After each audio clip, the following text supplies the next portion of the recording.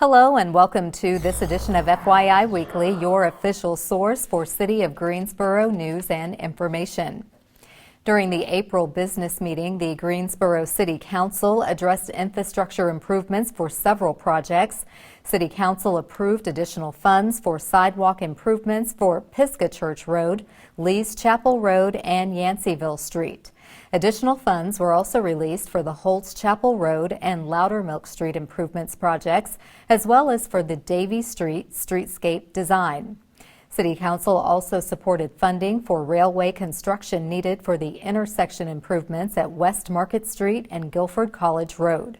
Another item on the general business agenda involves City Council amending its agreement with North Carolina Department of Transportation in the amount of $4.4 million.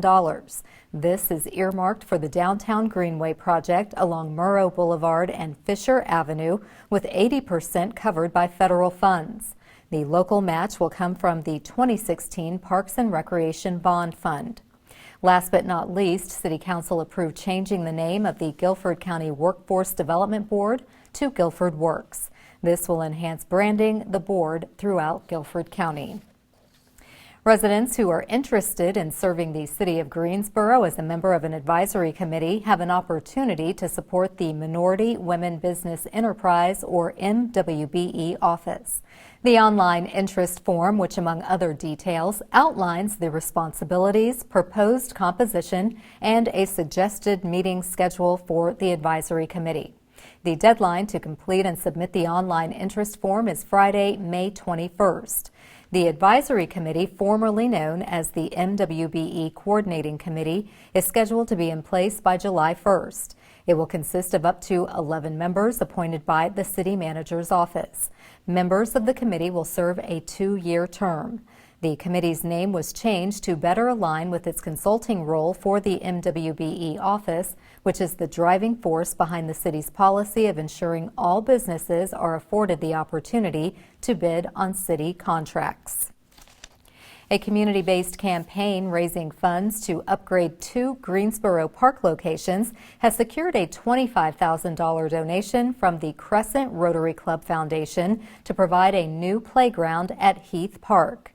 The Parks and Recreation Department expects to install the play equipment and inclusive swing set later this summer. Build Greensboro Together formed earlier this year with a goal to raise $200,000 for new play amenities at Peeler Community Park, replacement of a damaged bridge on the Lake Daniel Greenway, and completion of the planned improvements to Heath Park. The Community Foundation of Greater Greensboro is managing the donations. Build Greensboro Together co-chair Hugh Holston said, in collaboration with the Greensboro Parks and Recreation Department, these initial projects are targeted to revitalize and restore fun, functionality, and safety for the children and families in these impacted communities. Heath Park is located at 3809 Holtz Chapel Road. For more information about the Build Greensboro Together initiative or how to support the campaign, visit the group's website. The city developed a partnership with Cone Health to share a series of brief and informative videos designed to inspire you to make better choices when it comes to healthy living. Following these tips is an easy way to help each of us improve our quality of life. Let's take a moment to check out today's news for your health. Coronavirus is in the community and we have to adjust to its presence, but it doesn't mean you can't live your lives. We just want you to be safe. A lot of people are beginning to go back out and do things, so let's talk about some ways to stay safe. When you're out in public, it's important that you always bring your mask. A helpful tip is to just go ahead and mark the outside of your mask with a marker. That way you can keep track of which side is outside and which side is inside. It's very important that you wear your mask the proper way. You take the loop of the mask, go ahead and put that behind your ear, making sure it's secure, and then tuck it under your chin and cover your nose. When you remove your mask, you do the same thing. You do the reverse. You're going to go ahead and take the loop off your ear, and then you're going to pull your mask down. Don't grab the front of the mask. Just go ahead and pull it off of your face, and then wash your hands. If you wear a cloth mask, wash it and dry it with high heat in the dryer. Don't just keep wearing the same mask over and over. Cough into your sleeve Still practice good hand hygiene. Wash your hands every time you touch your mask. It's not 100% of a seal, but it decreases the risk of cross-contamination if someone talks or sneezes, and also prevents you from getting someone else sick. Wash your hands with soap and water for 20 seconds. The proper technique is to make sure that you wash from the fingertips all the way to your wrist, allowing your hands to get in full contact with the soap, lathering completely and rinsing. Items like pens, doorknobs, keyboards, remote controls, we call those high contact surfaces. Bring your own pen, save yourself some time with having to decontaminate everything. Also clean off your steering wheel. Many of us eat in the car and we're rushing, so we eat our meal, touch the steering wheel, we touch our cell phones, and we can also contaminate ourselves that way. So wash your hands often and make sure that you are using your hand sanitizer when you're out and about. If you choose to wear gloves, they're single-use items, so you want to discard your gloves, not touching multiple surfaces because you'll contaminate everything. When out in public or with groups larger than 5 or 10 people, you always want to maintain social distancing. That means that you maintain about 6 feet between you and the next person when possible. It's also important to avoid crowded spaces when you can. Many places are beginning to limit how many people they let into stores, but you could do that on your own by just scanning the room and then waiting until the crowd passes. If you have symptoms of coronavirus, stay home. Call one of the many clinics at Cone Health and you can do a virtual visit, and we'll talk with you about testing. Coronavirus is in our community, so as we adjust to this new normal, we want you to continue to live your lives. Just to remember to keep safe, keeping each other protected by following these tips. The public gets to weigh in on the components of a proposed safety ordinance, and caregivers can look forward to having a candid discussion about how they cope with their responsibilities. We'll have those stories and more news coming up after the break. Stay with us.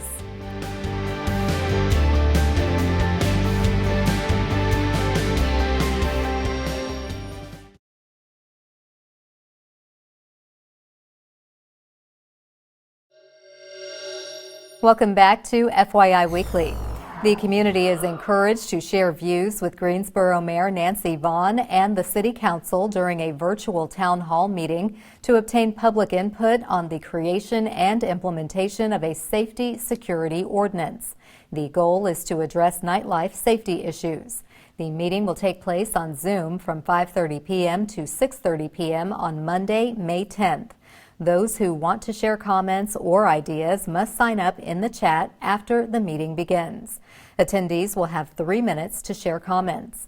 Mayor Vaughn said we will hold future meetings to address additional areas of concern identified by the Greensboro Police Department, City Council, and the community. We will use the input gathered during these meetings to develop a comprehensive Greensboro safety ordinance. Visit the news page of the city's website to access the Zoom link. In honor of Older Americans Month, the Greensboro Public Library is hosting an online discussion about family caregiving and spiritual coping. The discussion will be facilitated by Dr. Linda Samuel at 12 p.m. on Wednesday, May 5th via Zoom.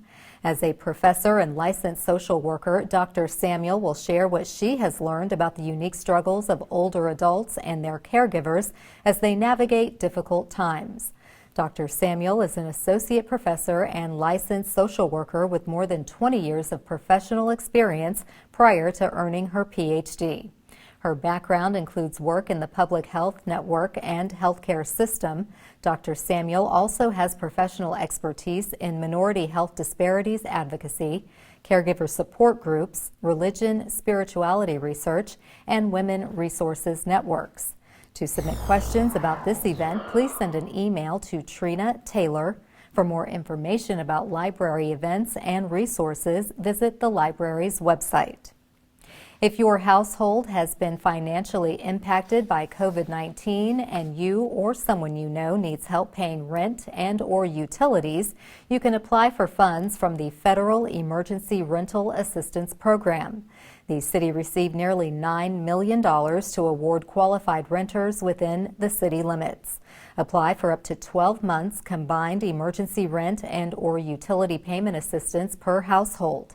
Past due, current, and future rental payments will go directly to landlords and utility companies and does not have to be repaid.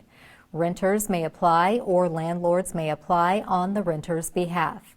U.S. citizenship is not required to apply. Applications are available online and can also be printed in 60 different languages. Visit the city's website for a list of documents you will need to attach to the application. The Emergency Rental Assistance Program is coordinated by the Neighborhood Development Department and administered by local partner agencies under contract. Advanced manufacturing is the wave of the future when it comes to employers seeking qualified job applicants. Coming up after the break, we'll preview an event that shines the spotlight on this industry and who's hiring. Stay with us.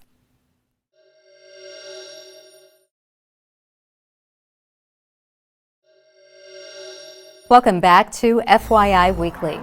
Guilford Works is the place where employers meet job seekers through a series of unique programs and specialized training designed to allow applicants to be placed in an ideal job. Joining me now to promote one such event called Making It Here is Joyce Rice. She is the Business Services Consultant with Guilford Works. Hello, Joyce. Welcome to the show. Hi, thank you for having me. Thank you for joining me. So tell me about the purpose of the Making It Here event. Absolutely.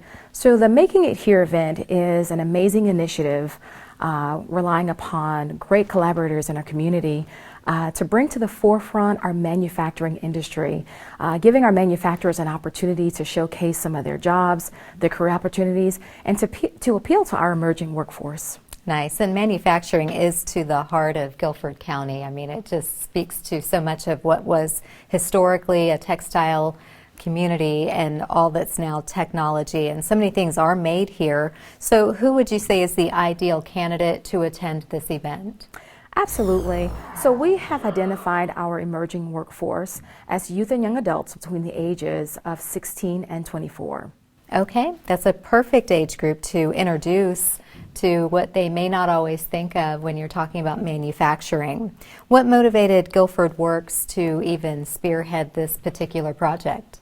Absolutely. So Guilford Works is truly at the mecca of connecting with our industry and engaging with our industry and listening to their needs. We're finding that the concern of an aging workforce is something that we really need to give attention to. Also, we want to give youth and young adults an opportunity to learn about other alternative career pathways, such as manufacturing. Okay, well, I think you're going to get some interested takers for sure. Now, as with anything in government and municipal offerings, we have to reach out within the community and try to foster those resources. So I'm sure your team is relying on outside assistance. Can you tell us how you've made this possible? Absolutely. It has taken consistent planning, consistent coordination, and a true willingness and passion from our collaborators and stakeholders. So we have brought together some of our key industry stakeholders in this community that have a similar interest in seeing the emerging workforce be served, as well as seeing a healthy industry in manufacturing, seeing these companies have growing and reliable labor pipelines. So it's been a great effort. It's been a wonderful experience, but a lot of hard work. So we're very, very happy about the collaboration and the energy that has been put into this. And did you want to spotlight any of these partners? Absolutely. The list has definitely grown over time, and with that, it has helped to really draw the interest of our manufacturers. So we are really, really happy. Our partnership actually includes organizations and agencies that focus on our youth and young adult populations, getting the word out to them, and also our business-facing entities. So some of our key collaborators are GTCC, very happy about what they're doing, Guilford County Schools, our NC Works Next Gen program, as well as Job Corps, our Greensboro Chamber of Commerce and Economic Development, as well as High Point Business Chamber of Commerce, our High Point Economic Development, as well as Guilford Apprenticeship Partners, and Guilford Works' own adult apprenticeship program, Reading Connections, and we're just very, very happy about what we have been seeing and the contribution that they all have made. Wonderful. Well, you've got some really key partners who are directly connected to our young adults in our community. How can young adults themselves get connected and stay connected with Guilford Works?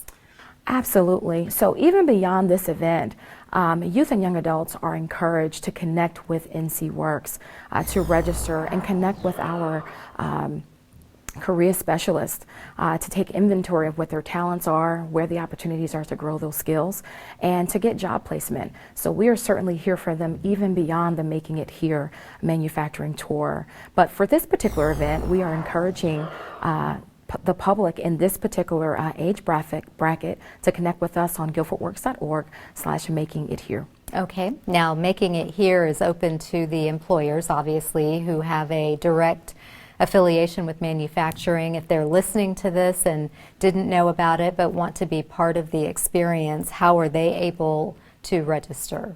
Absolutely. So the best way to do that is just to get in contact with me. I'll be happy to get them registered and get them squared away. We have a growing number of manufacturers on board. We're looking at about 20 companies right now, and that number is growing. So if there is a manufacturer that is interested in being a part of this event, they can contact me via email at joyce.rice@greensboro-nc.gov. Okay, that's easy enough. And how can the Greensboro community as a whole support this and all the other efforts that you have through Guilford Works? Well, you know, we have an enormous wait to see this population served. We want to see the youth and young adults come to the table and participate in this event. So we have been talking to our local schools, our local colleges, our local technical colleges, and we're just asking leaders in your community to share this with your young people, share this with your families, get them plugged into this event. This is an amazing source of career development, giving young folks who may not have had the opportunity to engage formally with an employer an opportunity to develop that experience, learn about the different career pathways, skills that are needed, as well as how they can get connected with some of these local companies and local opportunities. So we would ask our local leaders, parents, teachers, those of you who are leading programs where youth and young adults are your key populations, to share this information with them and really ask them to get involved and get connected and get registered. And when is the event taking place? The event is actually going to take place on May the 12th. It is an all-day event with 2 segments. We have created this event such that no matter when you log in, you can experience the same thing. So from 10 to 1, we have one segment, and from 4 to 6, we have another segment. And in both of those segments, our youth and young adults will be able to experience presentations and speakers, as well as look at all of the career development resources that are available, and also take a full tour of the manufacturers that are ready to meet them. Wonderful. Well, it sounds really exciting, Joyce. Thank you for taking time out to promote the Making It Here event. I'm sure it will be a huge success. Please come back and give us updates and promote some of the other fabulous employment opportunities going on at Guilford Works. Thank you so much. Thank you. Have a great day. You too. Stay tuned for some useful information about Greensboro as we tell you something about the city. That's coming up after the break. Stay with us.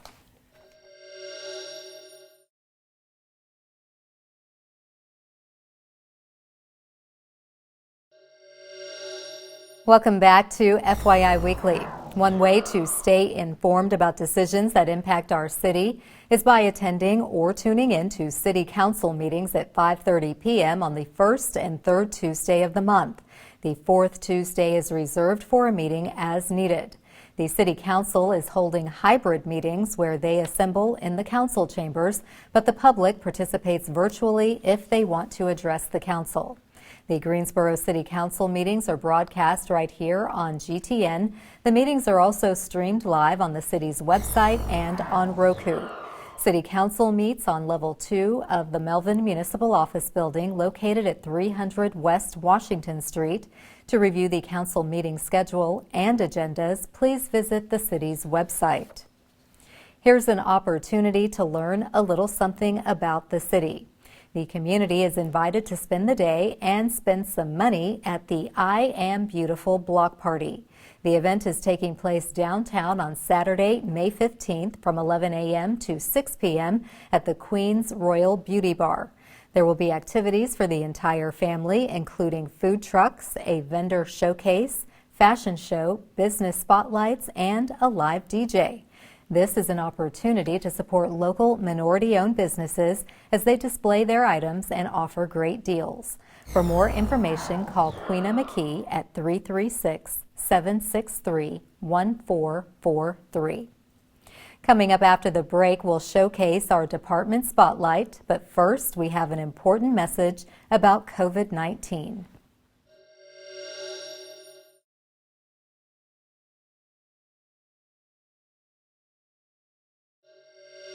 Remember the 3 W's.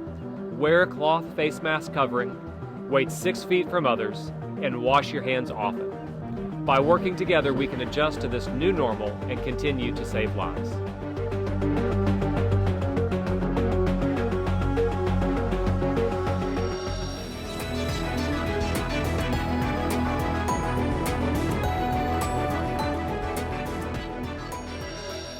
Welcome back. The City of Greensboro has more than 20 departments and several divisions committed to serving you, our residents and visitors. Let's go behind the scenes in our department spotlight. Creative Greensboro is accepting video auditions for MUSEP the Musical, Broadway Through the Decades. Interested performers have until Friday, May 14th to submit a video audition. This should include a link to a pre-recorded performance of the individual or duo singing a musical theater song of choice. In-person callbacks may be scheduled for May 17th and 18th. This cabaret-style performance will be recorded on Tuesday, June 15th and live streamed in July as part of the Music for Sunday Evenings in the Park concert series. Creative Greensboro seeks a racially diverse cast and encourages auditions by Greensboro area performers ages 7 and older. Solo and duet performances will be considered. Those selected will be assigned music from the planned concert repertoire. In-person rehearsals will be held evenings and on weekends as schedules permit. For more information, contact Creative Greensboro Performing Arts Coordinator Todd Fisher at 336-373-2974 or visit the Creative Greensboro website. Straight ahead on the other side of the break is this week's Way to Go GSO shout-out. Stay with us.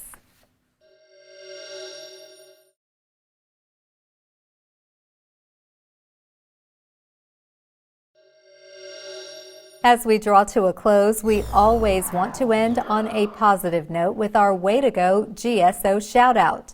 This week's shout-out goes to Greensboro Parks and Recreation for giving the Trotter Active Adult Center a facelift.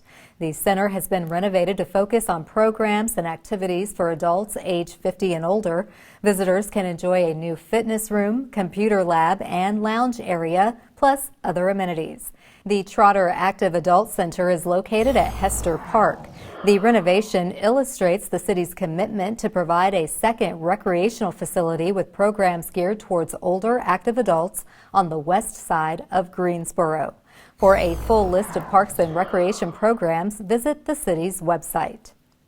Please remember, as more places continue to open, wear your face covering, wait 6 feet apart, and wash your hands often. That concludes this edition of FYI Weekly, but you can easily stay connected to the latest city news by linking to us on Facebook, Twitter, YouTube, and Instagram.